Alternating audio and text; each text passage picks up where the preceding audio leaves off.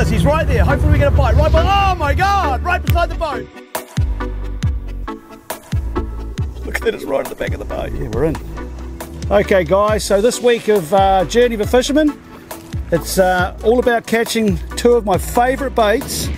So what we've done is we've prepared a brine mixture with salty ice, a bit of salt water, about a cup of salt and some baking soda. Here we go, it's a nice one. The good old piper. And so what this mixture does is it makes it a lot tougher and brings out all, or keeps a natural colour as they would come when they first come out of the water. It's one really, really appealing to a billfish. There we go. Let's get another one.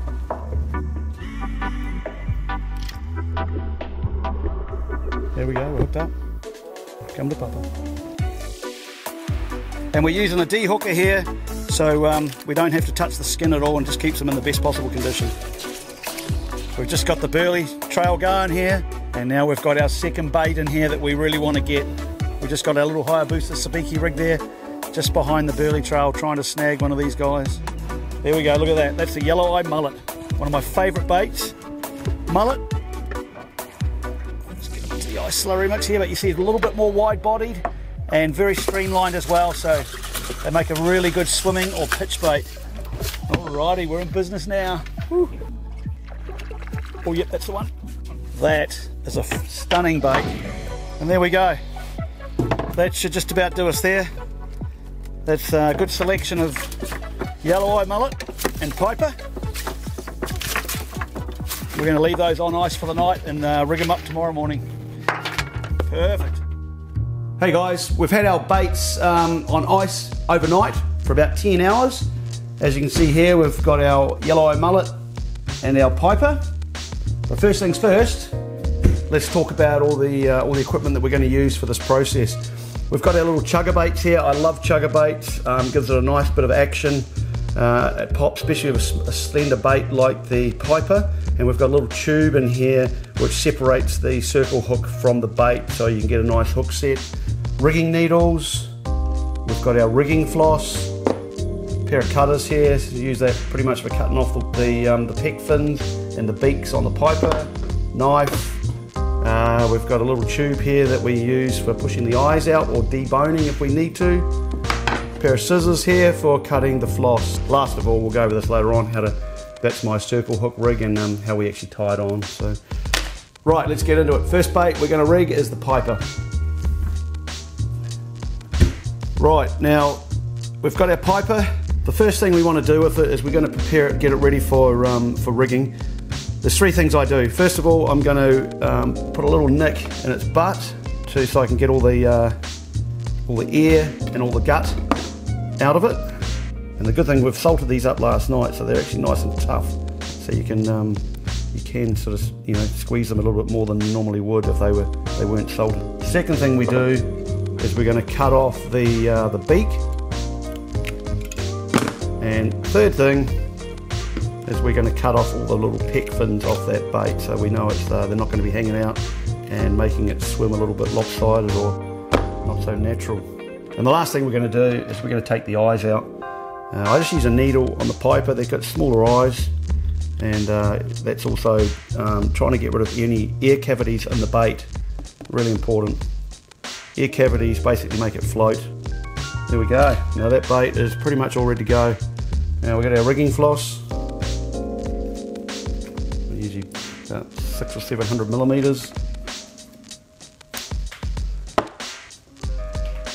Right. Just behind the back of the pec fin. Put one in over, and then we're going to go back through the gill plate. It's a nice strong area of the fish, but it also helps keep the gill plate closed.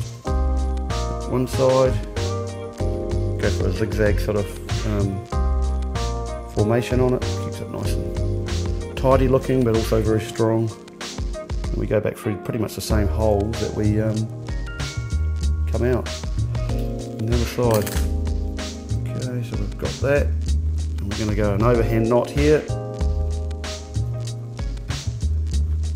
pull that down, and you can see here it pulls up all the gill plate, so it's nice and tight.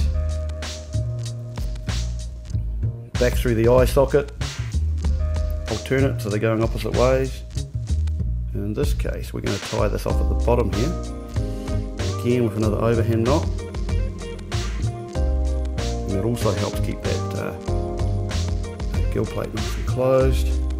And that is pretty much it. We've got that nice formation there, nice and strong. It's all tied up around the strong part of the bottom of there. Now to get on the chugger head, all we're going to do is put those 2 pieces of floss into our needle again. And we're going to use our little chugger head here.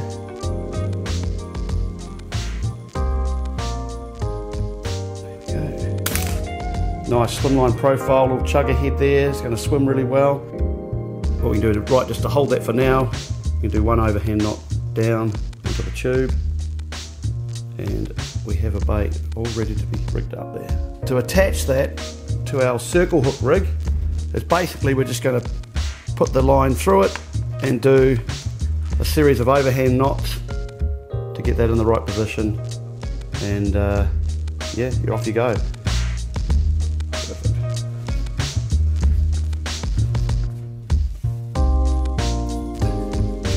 Right, so here we go, the yellow-eye mullet. Beautiful bait, quite slender, and it's got actually a smaller head than the bigger grey mullet. Same as what we did for the piper. We put a little nick in its butt area there. You can really see how it's a lot tougher now with the brining. And we're just going to squeeze all that gut cavity out of there. If you've got a bit of a weak stomach, probably not the best time to be looking, but anyway, that's the gut cavity out of there. You can see all the ears come out. These are great baits. I mean, they're so firm and so strong. They can withstand a few hits. Right, so we've got the gut cavity clear. Second thing we're going to do now, we're going to also cut off the pec fins, our cutters. Go, and we're going to take the eyes out also. Look away for you weak stomach people, just like that. And then you can see right through there, eyes are out. Now the last thing we're going to do is we're going to put a little nick in the mouth of that fish with a knife. We use that at the end for locating our wax thread when we rig this up nice and tight. So same thing again, you want about 600, 700 millimeters of wax thread.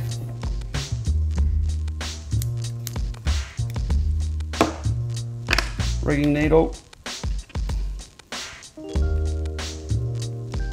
And we're going to start this exactly the same way here, just back behind the pec fin. You can feel how tough this is already, just brining. And then the next stitch we're going to put in is going to be into the gill plate area, lock it up nice and solid. Okay, that's the first one. And now we're going to go in exactly the same place we went out with that last stitch.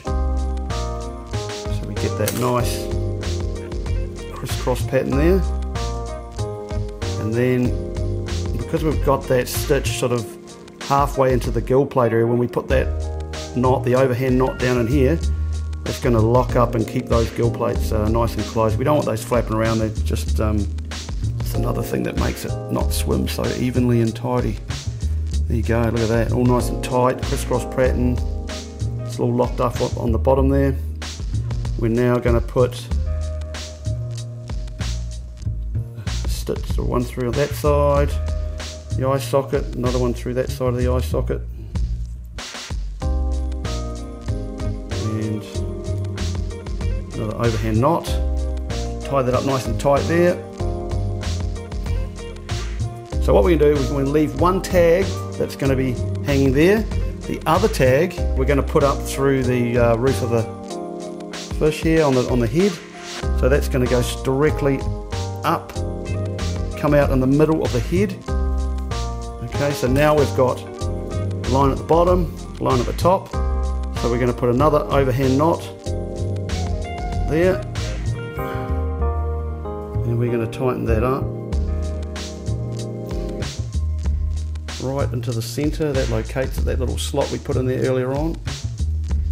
Pull that up tight. You want to get as tight as you can without crushing or damaging the fish. You want this to be swimming for a long period of time, so you want to make sure everything's nice and tight. So there you go. The nice toe point at the center, all stitched up. It's nice and strong. Gill plate's nice and closed. All the ears out of it. Now the last thing we're going to do here, we're going to use the chugger head again. I want to use have a bit of action on this.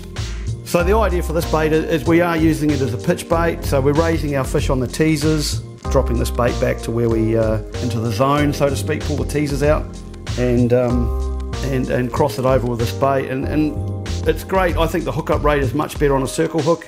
And obviously once you've hooked them on the circle hook, you can, it's very hard for them to spit the hook. So there we go, guys. We've got our piper bait rigged and our yellow-eye mullet bait rigged. Next job is we're going to vac bag these up and put them in the freezer, and we pull them out in a few days' time for some marlin fishing. All right, guys, the next step of the process, we're going to vacuum bag up our bait so they're all ready to go next time we go marlin fishing. So we've got our pre-made up vacuum bags here. We've got an awesome vac bag machine, which I'm going to show you a pretty cool function on it in a minute. But let's put them into their groups.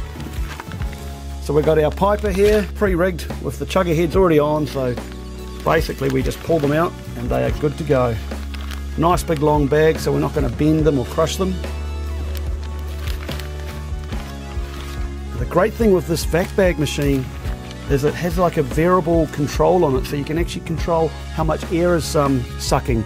And with some vac bag machine, you actually crush the bait when you suck it. So it's a pretty cool function. So I'm going to turn that right down, the little lever here. We are good to go. Everything's all laid in there nicely, nice and flat. And there we go. We can sort of control that, how much we're sucking out. I want to crush those baits. And there we go. I'm manually sealing it right now. Look at that. All vacked up. Right, let's get the yellow-eye mullet done.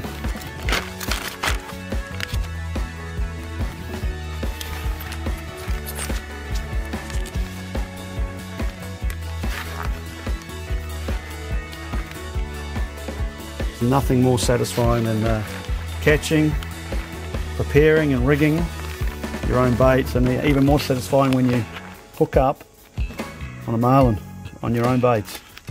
There we go. You can control the suck there with that little lever. And there we go, we'll seal her up there. Done. So there you go, guys. That's two of our favourite baits for catching marlin. We've gone through the process of catching, preparing, rigging and processing. We're going to put these in the freezer now. Hopefully we're going to show you guys us catching a marlin on these baits. So adios, thanks for watching. For all the rods, reels, lures and terminal tackle and some great advice, call in and meet your team at your local Hunting and Fishing New Zealand store. And for more inspiring online fishing content, visit journeyofaFisherman.com and subscribe to our YouTube channel.